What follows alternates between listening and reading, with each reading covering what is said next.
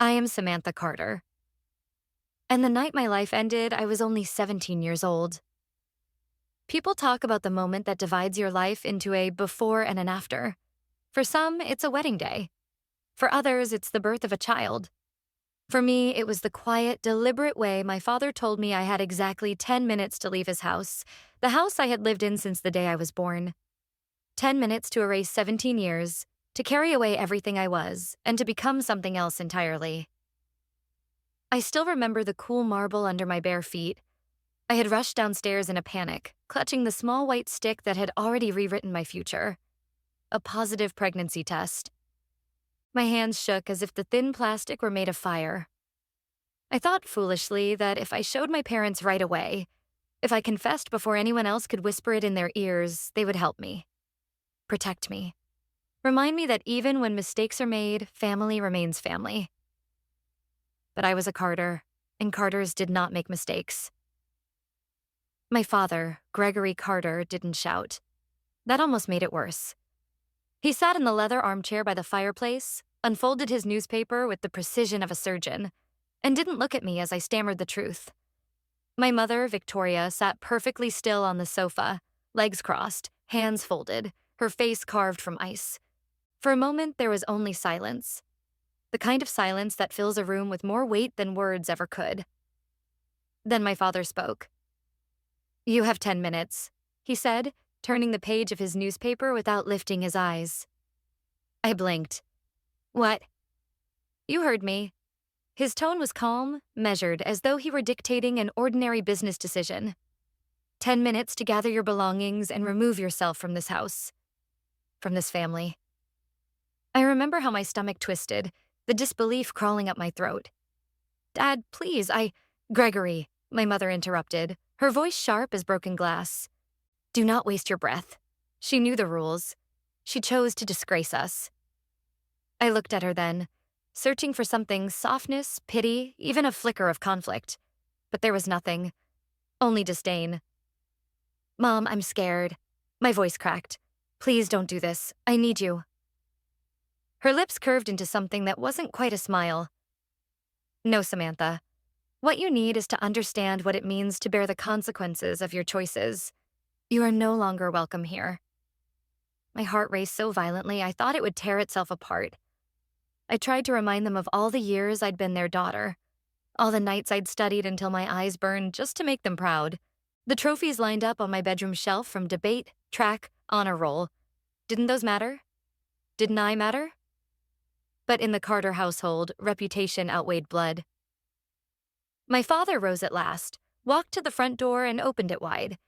The winter air rushed in, bitter and cold, carrying the scent of pine and snow. He didn't even look at me when he spoke again. "You have 9 minutes." It felt like my soul fractured. I ran upstairs, tears blurring my vision. My room, my sanctuary suddenly looked foreign.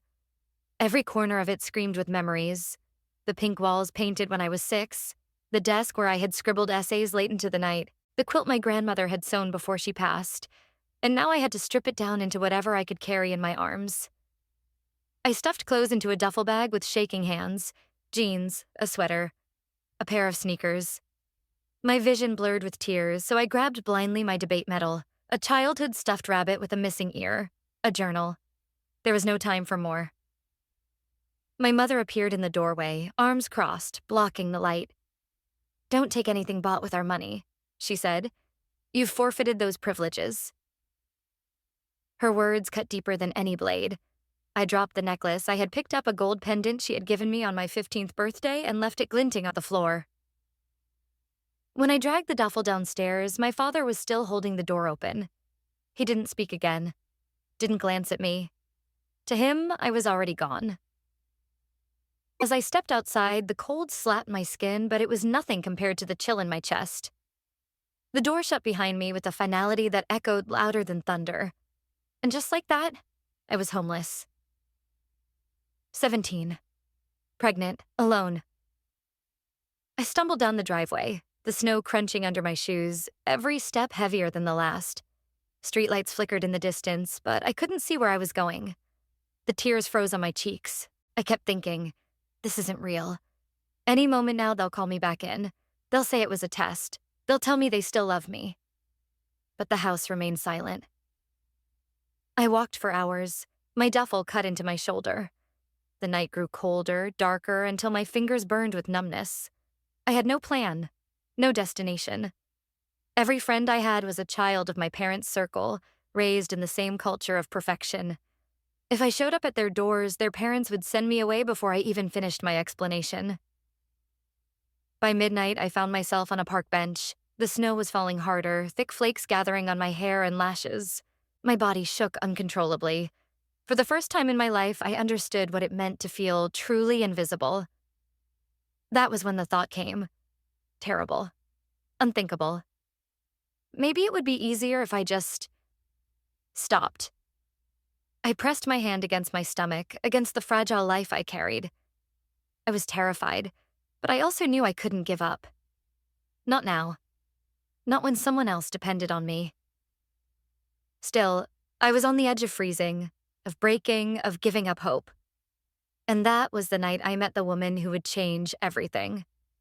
The park bench was frozen beneath me, iron biting through the thin denim of my jeans. I hugged my duffel against my chest as if it could keep me warm, as if it were more than just a handful of clothes and broken memories. Snowflakes landed on my eyelashes, melted, and froze again. Every breath puffed white into the night air, sharp and ragged. I don't know how long I sat there. Minutes. Hours. Time didn't matter anymore. All I knew was that I was shaking so violently my teeth clattered, and the ache in my stomach had shifted from hunger into something deeper, darker. I pressed a palm over my belly, not swollen yet, but alive, pulsing with a future I had no idea how to protect. My thoughts circled like vultures. How will I feed a baby when I can't even feed myself? Where will I sleep tomorrow night? How long before someone notices I'm gone? Will anyone even care? I had never felt so small. And then I heard the faint click of heels against the icy path, a gentle, steady rhythm approaching. At first I tensed. A stranger in the dark could mean danger. My grip on the duffel tightened. But then came another sound. Softer, warmer, the shuffle of old paws against snow. A dog. Through the haze of snow, a figure emerged beneath the glow of a lamppost. A woman, maybe in her 40s, wrapped in a long wool coat, a red scarf draped around her neck. Her black hair, streaked with silver, framed a face that looked kind. She was holding a leash attached to the slow-moving shape of a large, elderly golden retriever, whose muzzle was almost entirely white. The dog spotted me first. His ears perked, his tail gave a slow, deliberate wag, and he tugged toward the bench. Nose against my knee, warm and insistent. Without thinking, I buried my frozen fingers into his fur. He sighed, leaning into me as though he'd been waiting his whole life for that moment. "You're shaking," the woman said. "Where are your parents?" The question sliced through me. I looked away. "I don't have any." Silence, then softly. "Neither do I. Not anymore." I turned back to her, startled. She was watching me with an expression I couldn't name. Not pity. Something else. Understanding. "My name is Isabella Marquez," she said, offering her gloved hand. "This is Max, and you are?" I hesitated, then whispered, "Samantha." My voice cracked. She gave the smallest nod, as if the name mattered, as if saying it out loud tethered me to the earth again. "Well, Samantha," she said, "I happen to live 2 blocks from here. It's warm. There's food and hot tea. Why don't you come inside?" I stared at her, suspicion warring with desperation. Why would a stranger help me? What if this is a trick? What if she hurts me? But Max leaned against me, his weight solid, grounding. The woman's voice was steady, calm, with none of the sharp edges I'd grown used to. I wanted to say no. Pride told me to. But the truth was, I had nowhere else to go. And if I stayed on that bench, I wasn't sure I'd make it through the night. "Okay," I whispered. Her smile was small but real. She held out her hand again, this time not as an introduction, but as an offer. Slowly, I took it. Her glove was warm against my frozen skin. We walked together through the snow. Max trotted between us as if guarding a secret. Isabella's house was nothing like my parents'. Where the Carter mansion was a palace of cold marble, glass, and silence, Isabella's brownstone was alive. Warm light glowed from the windows. The moment she opened the door, the smell of cinnamon and old books wrapped around me like a blanket. Inside, the walls were painted in warm earth tones. Photos covered the mantel, a smiling man with kind eyes, a little girl in pigtails, a family frozen in time. Quilts were draped across couches, and shelves groaned under the weight of novels, cookbooks, even children's stories. I stood in the doorway, clutching my duffel like a shield. "Take off your shoes," Isabella said gently. "I'll put on some tea. The bathroom is down the hall if you want to wash up." I didn't move. I couldn't. My body felt locked between fight and flight. She seemed to notice. She came back to me, rested a hand lightly on my shoulder, and said, "You're safe here." Something cracked inside me then. The words were simple, but no one had said them to me in years. Not my parents. Not Daniel, the boy who had promised he'd figure it out before vanishing when I needed him most. Safe. I slipped off my wet shoes, and for the first time that night, I let myself breathe. That night changed everything. Isabella didn't interrogate me. She didn't demand explanations or lecture me about responsibility. She gave me hot tea, a bowl of soup, and a spare bedroom with a quilt that smelled faintly of lavender. I remember lying in that bed, staring at the ceiling, still trembling. I thought I wouldn't sleep, but exhaustion dragged me under within minutes. In the morning, sunlight streamed through the curtains, and Max was snoring softly at the foot of my bed. For the first time since my father had said 10 minutes, I didn't feel like the world was ending. Over the next few weeks, I learned Isabella's story. Her husband, a restaurateur, had died of cancer 5 years earlier. Her daughter Elena had been killed in a car accident at 16. Loss was written into every line of Isabella's face, but so was strength. She had survived grief that would have destroyed anyone else. And now, somehow, she had opened her door to me. "I used to dream about who Elena would have become," Isabella told me one evening, her eyes misting. "A young woman, bright and stubborn, maybe even a little reckless. She never got the chance. When I saw you on that bench, Samantha, something in me just knew I couldn't walk away." Her words sank deep. For the first time, I felt chosen. Wanted. In Isabella's house, I began to heal. I went to school quietly, keeping my secret tucked beneath baggy sweaters. I worked in Isabella's small cafe on weekends, learning how to brew coffee, manage the till, wipe down tables. She insisted on paying me. "You need to know your own worth," she said. "Never let anyone make you feel disposable again." The night I told her I was pregnant, she didn't flinch. She reached across the table, squeezed my hand, and said, "Then we'll raise this child together." Tears burned my eyes. No one had ever said "we" to me before. It had always been you. Your problem, your fault, your mistake. But Isabella said "we." That night, for the first time, I allowed myself to believe my child might have a future. That I might too. And all because a stranger with silver-streaked hair and an old golden retriever had stopped on a snowy night to ask if I was okay. That was the night Isabella became my family. And though I didn't know it then, she would be the one to shape not just my survival, but my son's destiny. When I was 17, I believed I had already lost everything. But then I gave birth, and I realized I had been wrong, because everything I thought I'd lost was nothing compared to what I gained the night my son entered this world. The labor began on a stormy spring night. The rain hammered against the windows of Isabella's brownstone, lightning splitting the sky in jagged bursts. I had been sitting at the kitchen table, trying to review notes for a community college entrance exam Isabella had encouraged me to take, when the first sharp pain shot through my abdomen. At first, I tried to ignore it. I had grown used to discomfort, the constant fatigue, the nausea that twisted my stomach for months, the aching in my back. But this pain was different. Deeper. Rhythmic. When the second contraction came, harder than the first, the book slipped from my hands. "Isabella?" My voice cracked as I called for her. She appeared in the doorway within seconds, eyes sharp, lips pressed thin. She didn't panic. She never did. That was one of the things about her that still amazes me. She simply nodded, grabbed the hospital bag she had packed weeks earlier because she thought of everything, and said, "It's time." The ride to the hospital was a blur of rain-slick streets and the low hum of Isabella's steady voice, reminding me to breathe, to focus, to hold on. Max stayed behind, his sad eyes pressed to the window as we drove away. Hours later, under the harsh fluorescent lights of a delivery room, with sweat dripping into my eyes and my hands clamped around Isabella's, I brought Adrian Carter into the world. The moment they placed him in my arms, everything else dissolved. He was so small, his fists curled tight, his skin flushed and wrinkled. His cry was thin but fierce, and it broke something open inside me. I had thought I was empty, abandoned, unworthy, but holding him I realized I was wrong. I wasn't empty. I was full of love, of terror, of possibility. I pressed my lips to his forehead, tears blurring my vision. "Hi, baby," I whispered. "I'm your mom.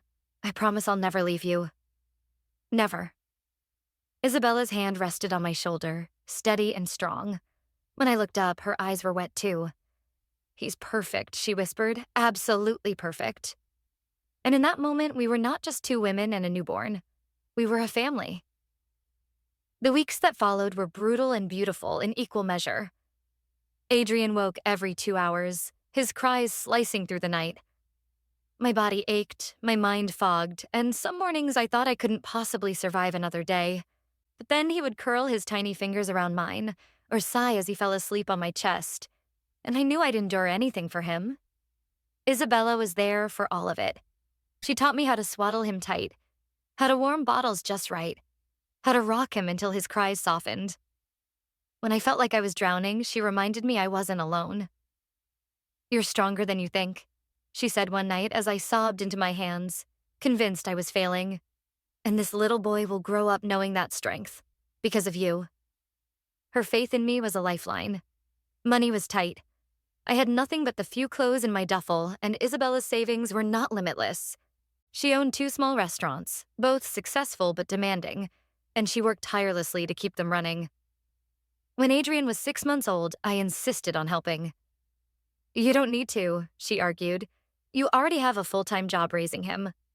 "I want to," I told her firmly. "If I don't start building something now, I'll never be able to give him the life he deserves." So Isabella taught me. She brought me into her restaurants, showing me how to manage inventory, balance books, train staff. She walked me through payroll systems, vendor contracts, customer service nightmares. Slowly, I went from wiping tables to managing entire shifts. I was learning how to build a future not just for me, but for Adrian. By the time he was a toddler, Adrian had already begun to show signs of brilliance. He would sit at the kitchen table, stacking blocks into towers taller than himself, then methodically knocking them down and rebuilding them in new ways. He memorized shapes and colors faster than other children, and by the age of 4, he was asking questions that left me speechless. Why does the moon follow us when we drive? Do hearts really beat on their own, or do we make them beat with our brains?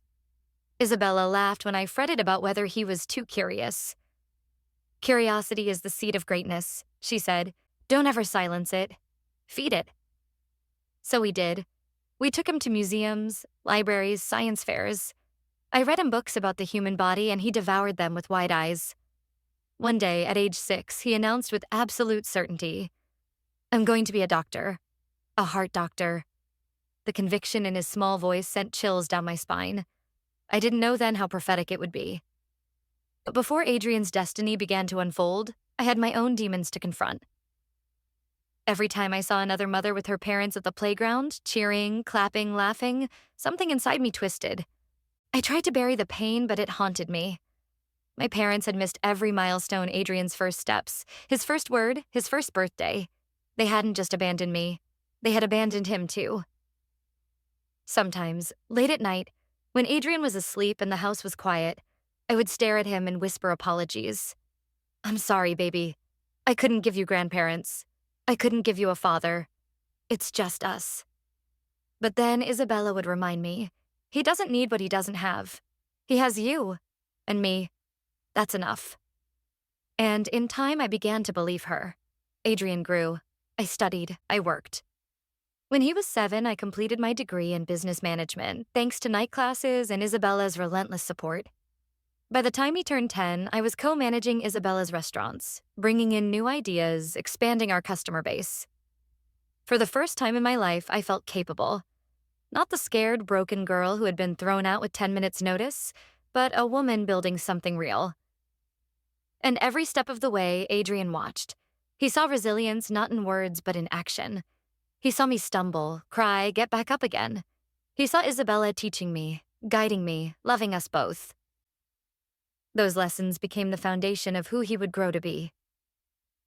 Looking back now, I realized chapter 3 of my life was not about survival anymore. It was about building, about planting seeds that would one day bloom into a future neither of us could have imagined on that snowy night when I first met Isabella. But we had no idea that the very family who had cast me out would one day come storming back into our lives, desperate to claim the grandson they had abandoned. That storm was still years away. For now, it was just me, Isabella, and Adrian. A family built not by blood, but by choice. And we were stronger than any empire my parents could ever build. I knew my son was different the moment he wrapped his tiny fist around my finger. It wasn't just that he was mine, though. That alone made him miraculous. It was the way his eyes searched the world as though he already understood more than anyone realized. By the time Adrian turned 6, the world had begun to notice too. He never just played with toys. He deconstructed them. His favorite pastime wasn't cartoons, but puzzles, not the colorful ones with cartoon animals, but the 1,000-piece landscapes meant for adults. He would sit for hours, tongue between his teeth, piecing them together until the picture was whole. Most children his age have a 15-minute attention span, Isabella whispered one evening as we watched him at the kitchen table, carefully turning pieces over. He's been at it for 3 hours. I laughed softly, pride swelling in my chest. I can't even focus that long. Adrian looked up at us then, his dark eyes serious. I like when things fit, he said simply. Those 5 words haunted me. I like when things fit. It was as if he had been born searching for order in a chaotic world. When he was 8, he asked me for an anatomy book. Not the colorful children's version with smiling organs, but the thick, illustrated textbook I had seen once in Isabella's cafe, left behind by a college student. Sweetheart, that's a very hard book, I told him, ruffling his hair. I can learn, he said with quiet conviction. So I borrowed one from the library.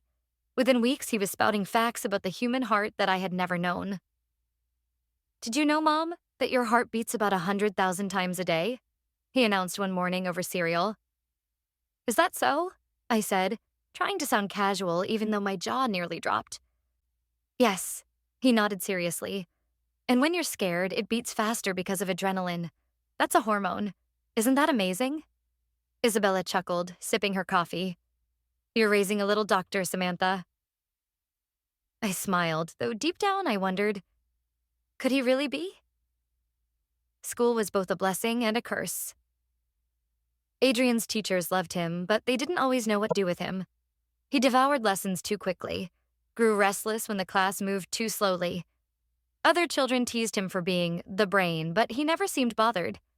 He was patient, kind, never arrogant. One day after a parent-teacher conference, his science teacher pulled me aside.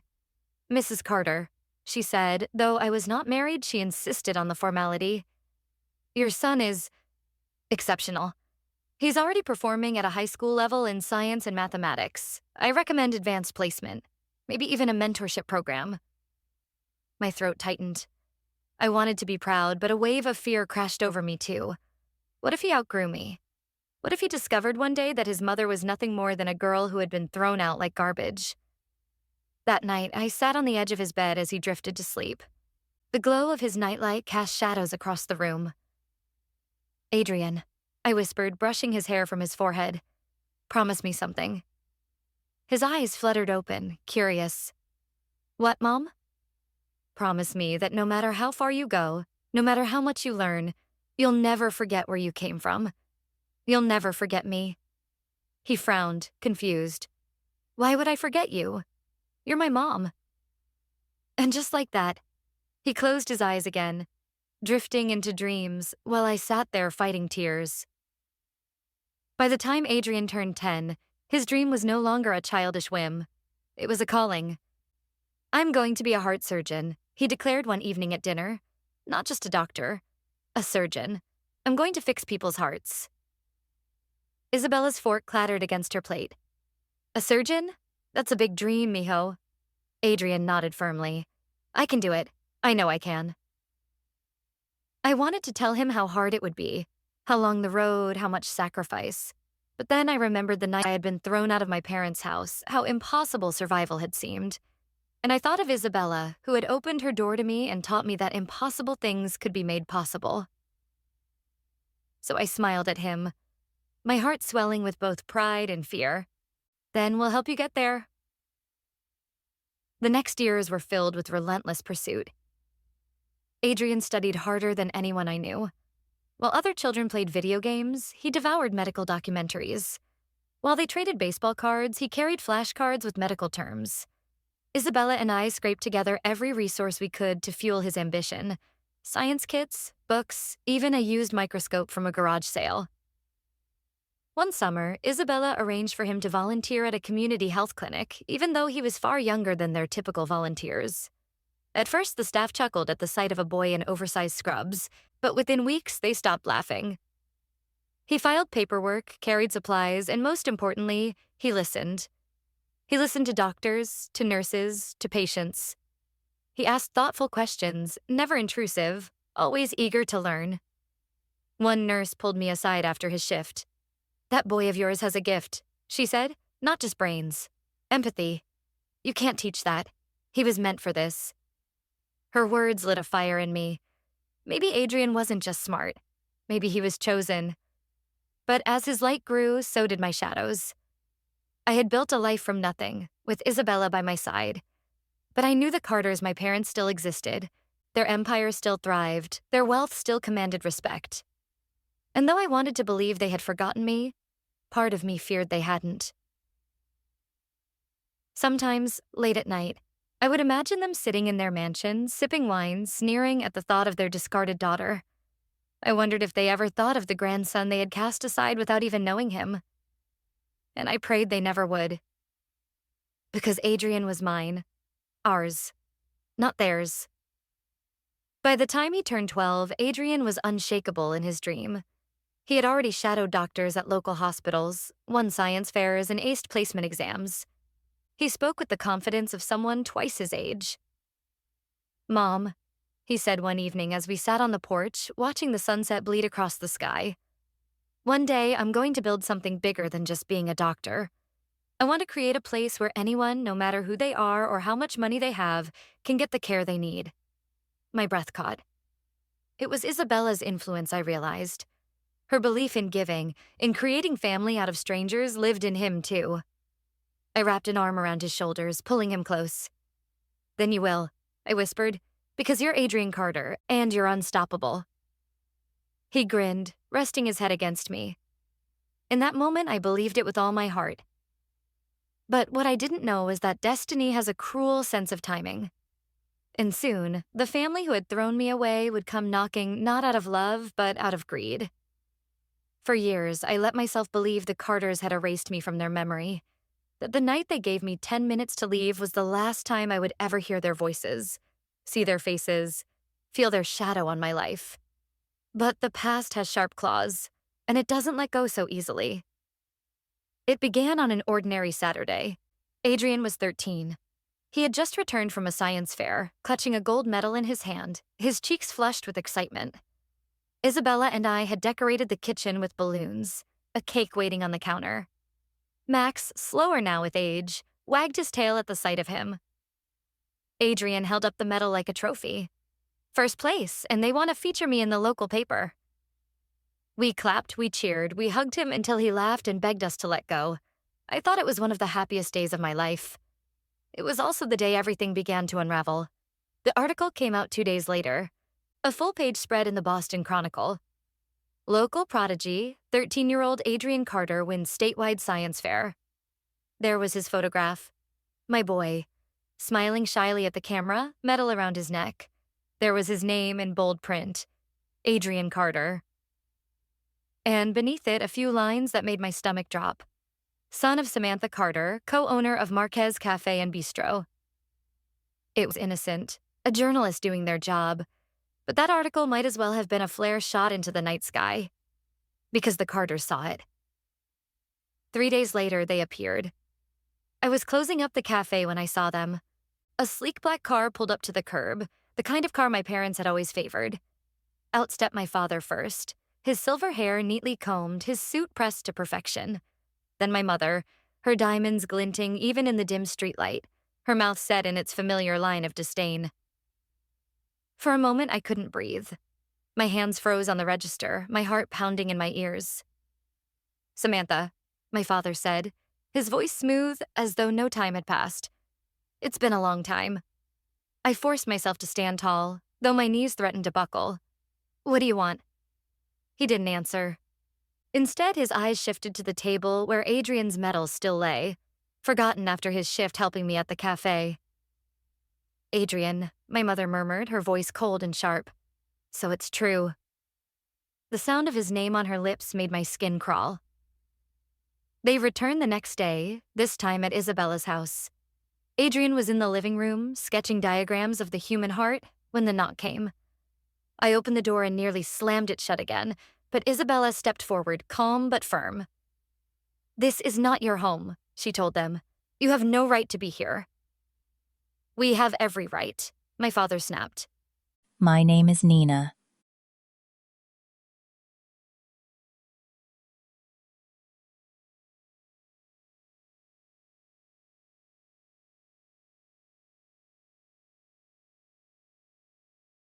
Snapped. His gaze flicked past me to Adrian, who had stood up, curious. He's our grandson. Adrian frowned. Mom, who are they? My throat tightened. My worst nightmare had arrived, the truth, colliding with the innocence of my son's world. They're no one, I said quickly, trying to shield him. But my mother pushed forward. We are your family, she said, her eyes glittering. Your real family. And we won't allow you to waste your potential in this cafe, this small life. Adrian looked from her to me, confusion etched on his face. Mom? I stepped in front of him, my body trembling with rage. You threw me out. You abandoned us. You don't get to walk in here and pretend you care. My father's voice was like ice. You were a child making poor choices, but the boy, he's different. He's extraordinary. He belongs with us. The words sliced through me like knives. Belongs with us. As if I were nothing. As if the years I had bled and worked and sacrificed meant nothing. Isabella stepped between us then, her voice sharp as steel. You gave up your rights the day you left her on the street. This boy is hers, and mine, not yours. My mother sneered. We'll see about that. And with that, they turned and left. But the threat lingered in the air long after the door closed. The weeks that followed were war. Letters arrived in the mail from Carter family attorneys, full of words like custody and guardianship. Rumors swirled in the neighborhood, whispers that the Carters were fighting to claim their grandson. I tried to shield Adrian from it, but he wasn't stupid. He saw the tension, the whispered conversations between Isabella and me, the way I flinched every time the phone rang. One night he came to me, his eyes dark with worry. Mom, are they going to take me away? The question shattered me. I pulled him close, my voice breaking. No, never. You're mine, Adrian. Nothing will ever change that. But deep down I was terrified. The Carters had money, power, influence. I was just a woman who had once been their discarded daughter. And yet, as I held my son, I knew one thing with absolute certainty. I would fight them with everything I had. Because I had already survived their cruelty once. And I would never, ever let them steal him from me. That night, Isabella sat with me at the kitchen table, her hand covering mine. They may have money, she said softly, but they don't have love, and that's what Adrian will remember. Not their mansions, not their diamonds. You, us, love. I nodded, tears spilling down my cheeks. But still, as the shadows of the Carters lengthened over our lives once again, I couldn't shake the feeling that this battle was only beginning, and that winning it might cost us more than I could bear. The hearings dragged on for months. Each time I stepped into the courtroom, I felt like I was 17 again, standing at the gates of the Carter mansion with 10 minutes to vanish. My parents still wielded their wealth like a weapon, cutting through every word I spoke, reducing my love for my son to emotional instability. But the worst battles weren't in court. They were in my own home. Adrian was changing. He still loved science, still devoured textbooks late into the night, but there was a distance now.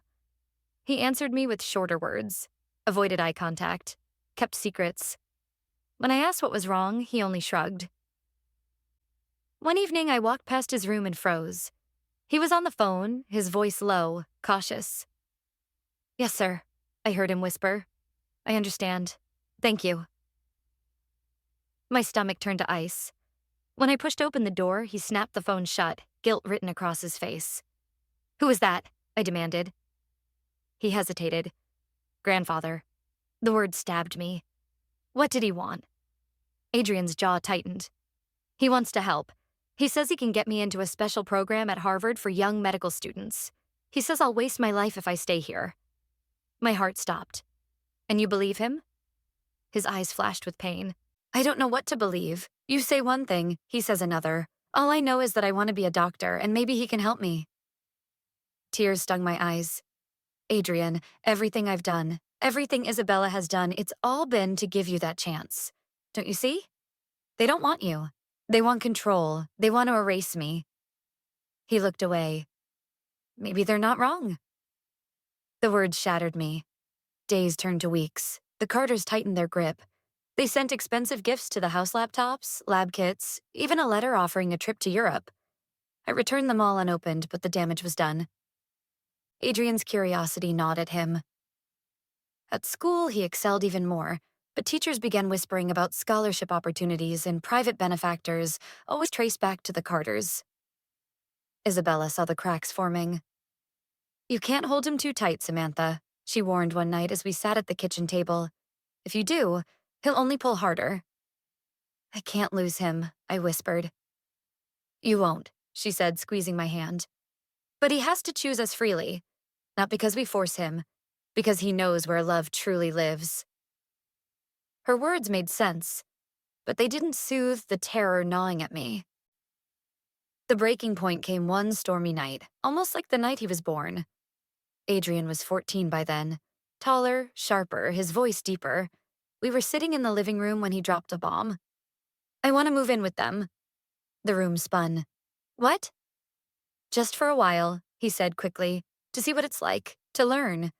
They have connections, Mom, opportunities you can't give me. If I don't at least try, what if I regret it forever?" I shook my head violently. "No, absolutely not." He stood, fists clenched. "Why, because you hate them? Because you're still angry at them for what they did to you? This isn't about you, Mom. It's about me." The words sliced through me. "Adrian," Isabella said gently, stepping in. "Listen to yourself. You're only seeing what they want you to see. You don't know the price." He turned on her, his face twisted with hurt. "And what if you're wrong? What if the price is worth it? You're not my mother." The silence after that was deafening. Isabella flinched as though he had struck her. I felt my knees buckle. Adrian's chest rose and fell, his face crumbling into guilt. He opened his mouth to apologize, but I couldn't bear to hear it. I ran upstairs, tears blinding me. In my room, I collapsed onto the bed, the sound of my son's voice echoing in my ears. "You're not my mother." He was right. Isabella wasn't his mother, but she had been everything else: savior, teacher, protector. And in lashing out, Adrian had broken something in her too. That night, I lay awake, listening to the storm batter the windows, wondering if I was about to lose him forever. The next day, Adrian was gone. Not forever, just for the weekend. He said in the note he left on the kitchen table, "I'm going to stay with them. I need to see for myself. Don't worry, I'll come back." I stared at the words until they blurred. Isabella found me like that, the note trembling in my hands. He's testing them, she said softly. He needs to see their world before he understands ours. But her eyes betrayed her fear. The Carters welcomed him like royalty. Photos surfaced online, Adrian at fancy restaurants, Adrian in tailored clothes, Adrian smiling stiffly beside my parents. Reporters whispered about the Carter heir and the genius grandson. I couldn't breathe. Every image felt like a knife twisting deeper. For 2 weeks, he stayed with them. He called occasionally, his voice distant, polite. "I'm fine, Mom. Don't worry, I'll be home soon." But I did worry. I worried every second, every heartbeat that I had already lost him. And then, one night, the phone rang. His voice was different. Shaken. Afraid. "Mom," he whispered, "can you come get me? Please."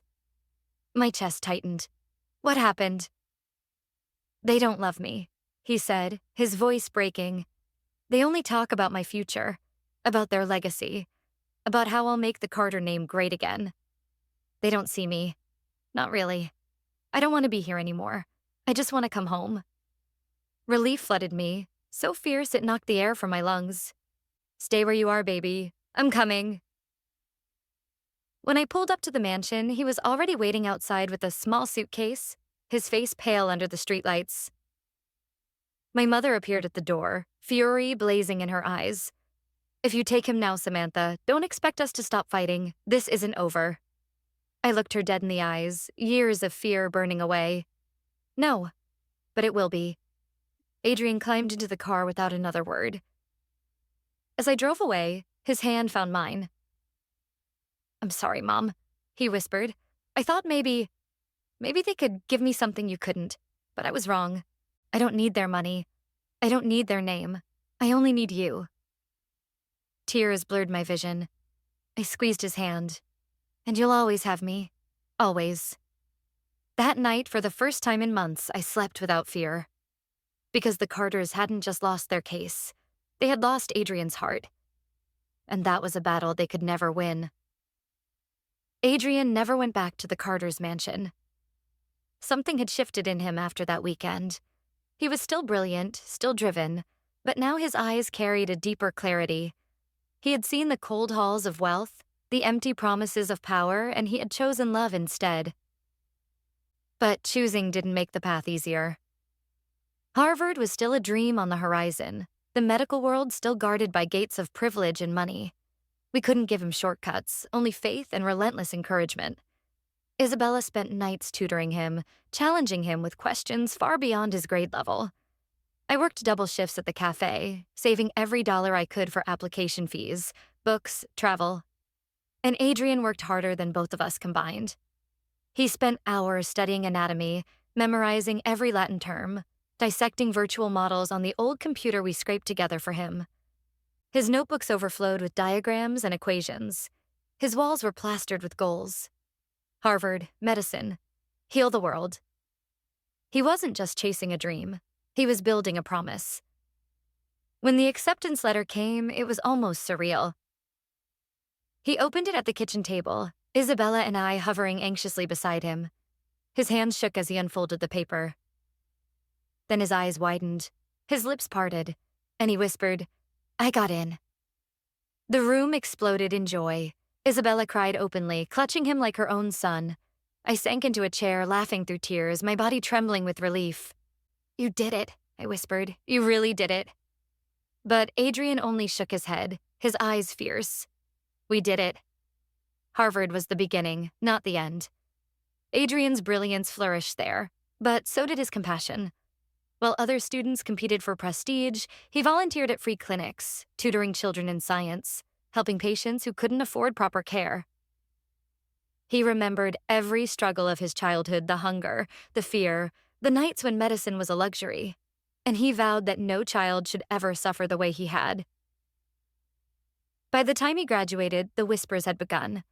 Professors spoke of him as a prodigy, not only of science, but of empathy. Hospitals wanted him. Research centers begged for him. But Adrian's dream wasn't to serve the elite. It was to serve the forgotten. And so the Adrian Foundation for Children's Medicine was born.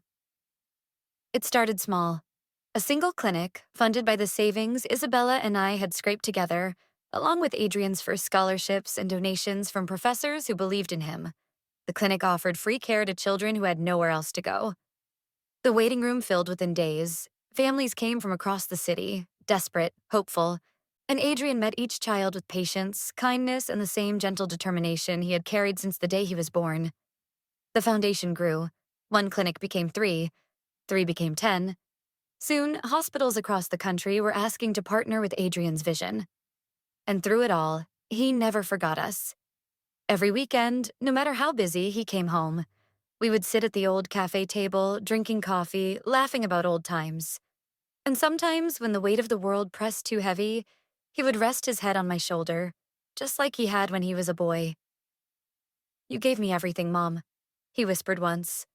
"Now it's my turn to give to the world." But his dream was bigger than one family, bigger than one city. The Adrian Foundation needed more clinics, more doctors, more hands and hearts willing to serve. And this is where the story turns to you. Because what Adrian began, we must continue. If you've heard Adrian's story and felt something stir inside you, if you've ever dreamed of being part of a legacy built not on wealth or power, but on love and healing, then I invite you to join us. The Adrian Foundation is more than clinics, more than medicine. It is a promise that no child will be left unseen, unheard, or untreated. You can help us build this future. Volunteer, donate, share the story. Whatever your gift is, it can make a difference. Because Adrian's dream wasn't just his, it's ours. And now it can be yours too. That night, as I stood outside the first foundation clinic, watching families stream in and out, I felt a peace I had never known. The Carters had once told me my life was worthless, that my son would never amount to anything. But here we were. My son's name carved into the doors of hope. Our legacy written in the lives of every child who walked through those doors. And the knowledge that love, in the end, had won. The years blurred together after the foundation began. Clinics opened in city after city. Adrian's name appeared in headlines not as the heir to the Carter fortune, but as the doctor who gave his brilliance away freely. Grants poured in. Students lined up to study under him.